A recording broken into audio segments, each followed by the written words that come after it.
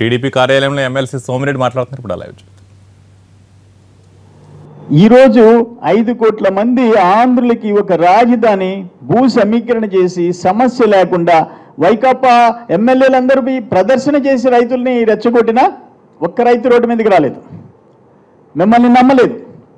మిగిలిన 3 గ్రామాల్లో కూడా ల్యాండ్ పూలింగ్ కింద ఇస్తామని చెప్పేసి ఇప్పుడు మొదలైన రైతులు ఒక 2000 ఎకరాల్లో వాళ్ళు రైతులు ఇష్టపడలేదంటే దాన్ని పక్కన పెట్టేసేసాం.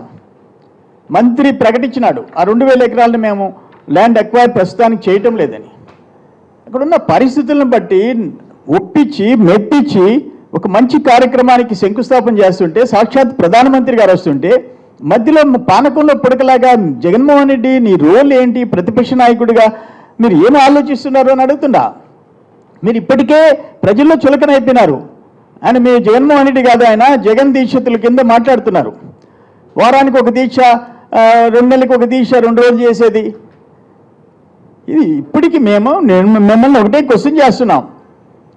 మీ యలహంకలో బెంగళూరులో మీకున్న మీ నివాసం మీ 5 మంది కుటుంబ సభ్యులకి మీ తల్లిగారు మీ సతీమణి 2 ఆడపిల్లల కోసం 29 ఎకరాల్లో విలాసవంతమైన భవనంలో మీరు కాపురం ఉంటూ ఇక్కడ లోటస్ పాండ్లో 1,00,000 చదరపు అడుగులు హైదరాబాద్ పట్టణం నడిబొడ్డున 1,00,000 చదరపు అడుగుల్లో విలాసవంతమైన భవనం మళ్ళీ మీకు కావాలా?